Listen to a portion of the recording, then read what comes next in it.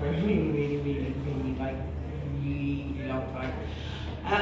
And you know, like when you've like been apart from your ex, I did my best. I was like, right, we've broken up many times before, but this time I am cutting you out of my life like glue. There is just no contact, no nothing. And that had gone on for a few years, and we've done really well. And you know, when you're apart from an ex, you're really good at having these conversations with yourself where you're like, if I ever run into him, I'm going to say this. All that time stewing over, I've got this to say to you, this to say to you, just in case you work in the same circles. But I've done quite well, and I haven't run into him in a very long time, since before the pandemic. But I had all this stored up inside me, and then I ran into him on Tuesday at a memorial, which was unfortunate, because it kind of really takes the wind out of your sails. It was like, right, oh shit, all those things I wanted to say to him, like, fuck you and your stupid face, and you're a shitty person, and you deserve to die alone, and your mum's Christmas dinner tastes like prison food, honestly. Like, butter and salt exist, Pamela.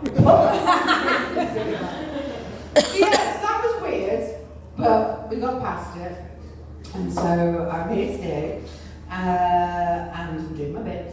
And so, yeah, so I'm Gemma. I've got to an age now where I've stopped telling people my real age, to be honest. I'm kind of on the cusp of late young and early old, sort of in that area. Although there's a slight clue, is that I still wear my hair in a side parting, which according to BuzzFeed makes me a relic of the, and I quote, late 1900s. Fuck you, BuzzFeed, fuck you! I can't do a centre parting, I have tried. I'll split it down the middle thinking I'll look like a youthful Morticia Adams. I just look like a fucking cult wife. I'm not even one of the young, like, pretty ones that came around after the cult took off and they got their own Netflix series. But like the original ones, been there through all the shit and it's just kept around to teach the young ones how to do the washing up. But I generally think it's quite a good idea for women in general not to reveal their real age. Unless there's legal implications at play, then you should. But after that, you should just keep it to yourself. Because as a woman, when you give your age to a stranger, it's very like typing a number into a vending machine. Only instead of getting a lovely chocky treat, you get an age-specific, personal, often heteronormative question asked at you before you sort of go like, 19. Have you got a boyfriend? 26. Have you got a husband? 32. Have you got any kids? Now I have none of those things currently. So if I type my age in, it'll be... And the question is, if we dumped you in a river, would you drown?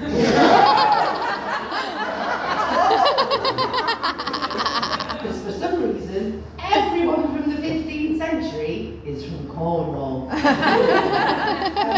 But so to keep up the air of mystique, I've started wearing a lot more makeup than I used to. And there's a lot more makeup around than there used to be. Like every day on social media, they'll show you there's a new specific part of the face that has this new specific problem that requires this new specific product to cure that problem, and its new specific applicator and hack. 10 different thousand hacks to put it on. The other day I bought a brush specifically for that bit of the face. Because I'm weak.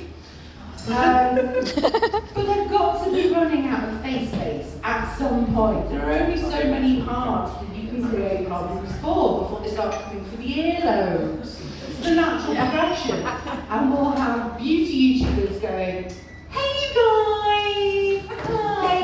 Today we're renewing Rihanna's new lobe mattifying coral highlighting primer because I've been sent it along with a check to say how brilliant it is.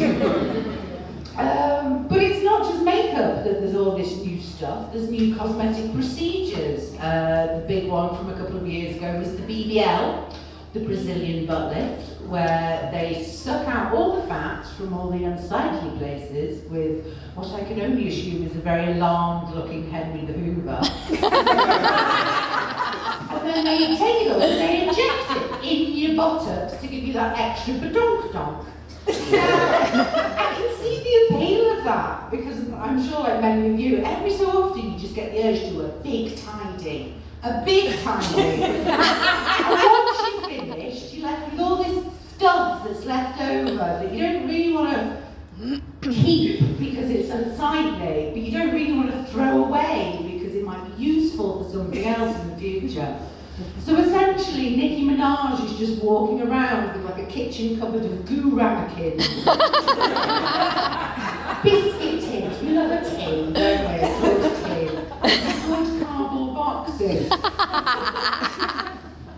And the one that's about at the moment is buccal fat removal. I don't know if you've heard of buccal fat removal, or the supermodels are getting it. It's where they take a sweet baby something chubby cheek and they remove the pocket of fat that forms the cheek to give you a sort of very sucked in, very angular. And admittedly, on the starlets that we've seen had it done, it does look great. But full cheeks are very youthful. Hollow cheeks are a sign of aging. So if you have it done in your 20s, you'll look like a supermodel.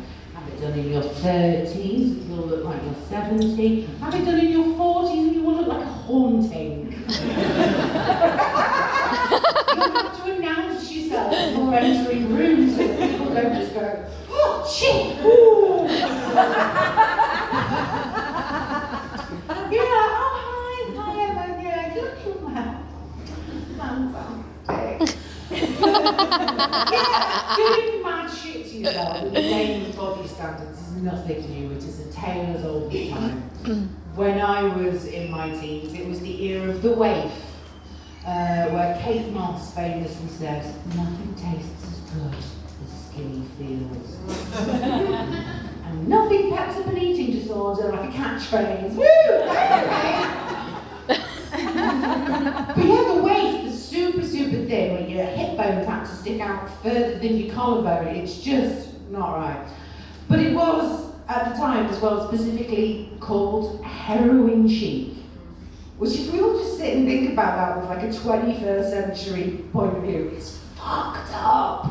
Yeah. Really, really fucked up. When I was a kid, I was told that I was sold pictures that told me to be desirable. And I had to look like a sexy smackhead. Oh, I'm so thin because I've got no money for food because I've spent it all on my debilitating drug addiction. And I've been banned from the food banks for stealing all the tin foil. And yet somehow I'm wearing a £300 plain white t-shirt. Absolute horseshit. But they're trying to bring it back. And we know they're trying to bring it back because we can see it on the barometer of bullshit body standards, the Kardashians. Kim has been reportedly crash dieting, that's the 90s, and having everything that she'd had inflated, deflated. So it's only a matter of time before Kylie comes out with her makeup tutorial for that collapsed vein and weeping sore aesthetic. Yeah, malnourishment and chronic afflictions of the impoverished undercrown are such a vibe. But anyway, I've been Gemma Day. Bye!